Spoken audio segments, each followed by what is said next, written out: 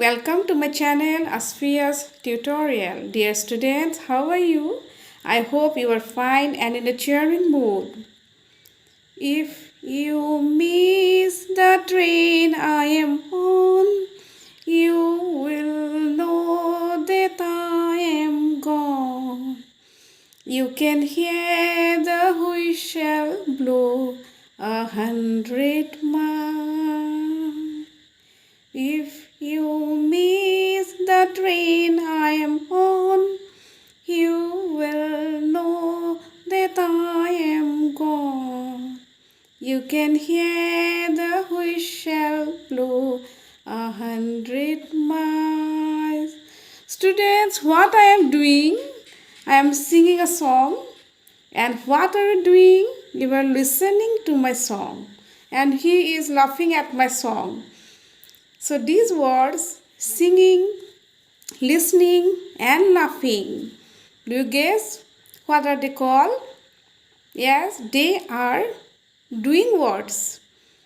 Let's see the example.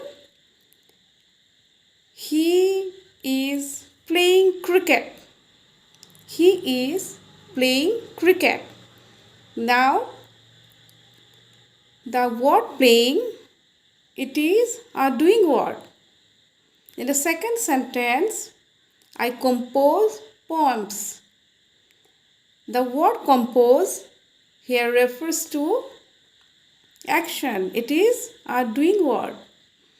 In the next sentence, the washerman wash clothes. Here the word wash, it is a doing word. So they are doing words, and we know that without doing words, the meaning of the sentence is incomplete. Now look at the other sentence. I am dancing now. I am dancing now. Here you see the word dance. Dance is a doing word. And the next sentence, he is an engineer. Do you find any action word there? He is an engineer. Yes, he is an engineer. Now, which is the action word? Which is the doing word? No, there is no doing word in this particular sentence. Then, how can we get the meaning?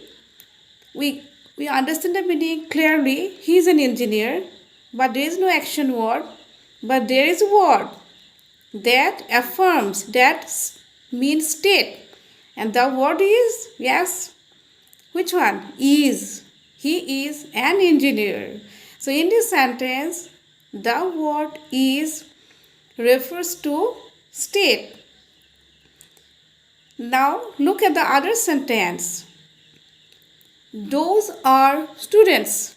Those are students. Now in this particular sentence, we have seen that there is no action word, but we get the meaning of the sentence. Then, which is the word that gives us the meaning clearly? Yes, the word are. Those are students. The word are refers to state. It affirms. Then, what we have learned? The action word or doing word or the word that refers to state, they are called verbs. Yes, now what is verb? Verb is a word that denotes action or state. Yes, they are called verbs, and you know that verb is a soul of a sentence. Without verb, we never get the meaning of a sentence clearly. Now, see the kinds of verb.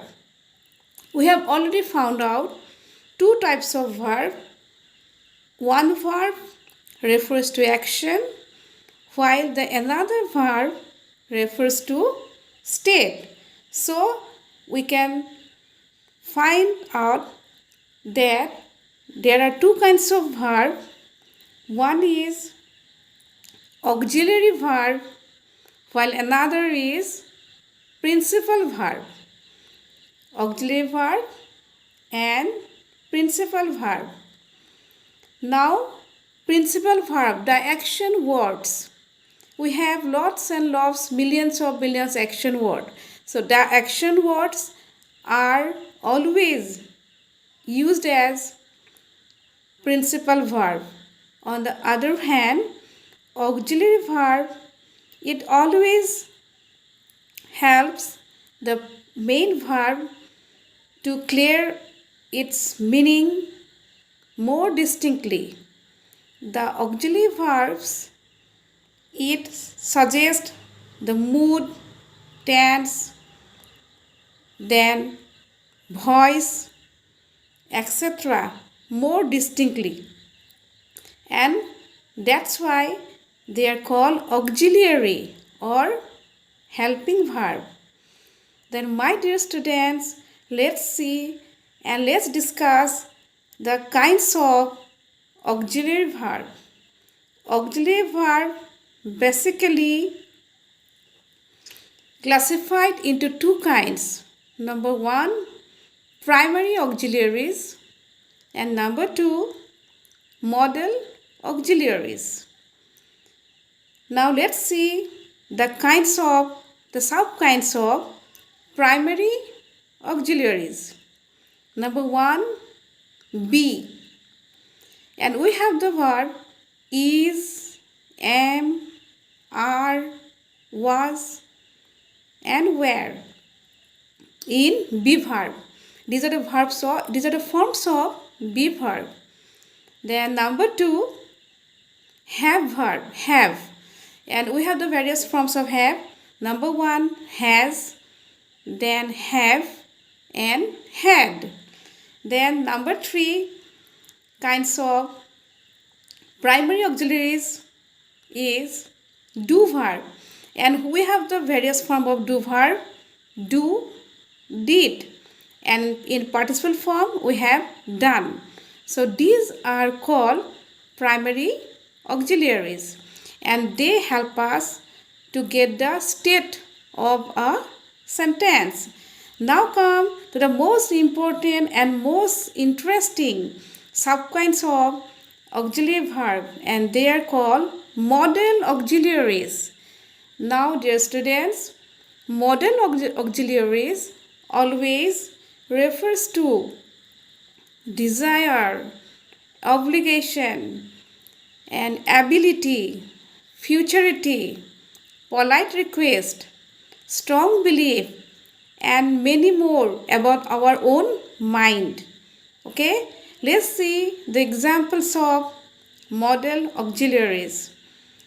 Shall, should, will, would, can, could, may, might, then dare, need, used to, ought to, etc. So they are called modal auxiliaries. Let's see the examples and its uses. So in a sentence, I can speak Japanese. Now look at the sentence and try to get its mood or its meaning. I can speak Japanese.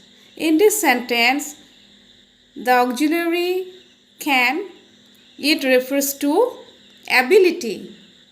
Yes, it refers to ability. So modal auxiliary, some modal auxiliary refer to particular or certain feelings of mind or mood. So I can speak Japanese, here the word or the verb can, it refers to ability. We should love our country. So in the particular, modal auxiliary is should. The verb should here refers to moral obligation. In the third example, she must pass with flying colors. Here the auxiliary must, it refers to strong belief. So you have seen that modal auxiliaries are very interesting and it expresses our various thinking, that means various ways of our mind, and it always used with the base form of the main verb. So you have seen that modal auxiliaries and primary auxiliaries are very important and very significant in a sentence.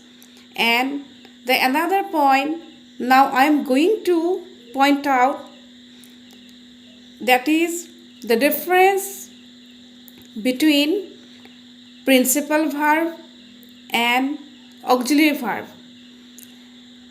Dear students, sometimes we use auxiliary verb as a helping verb and sometimes we use auxiliary verb as a principal verb. Now have a glance at the particular sentences. I am a teacher. Here, what is the verb here? I am a teacher. Here am is the verb and we have not found any action word in the particular sentence. That means am auxiliary verb here used as a principal verb. But in the second sentence, I am teaching you grammar. In the second sentence, am is not used as a principal verb. In this particular sentence, am is used as a helping verb. Am helps us to know the tense of the sentence, that it is in progression mode, it is present continuous form.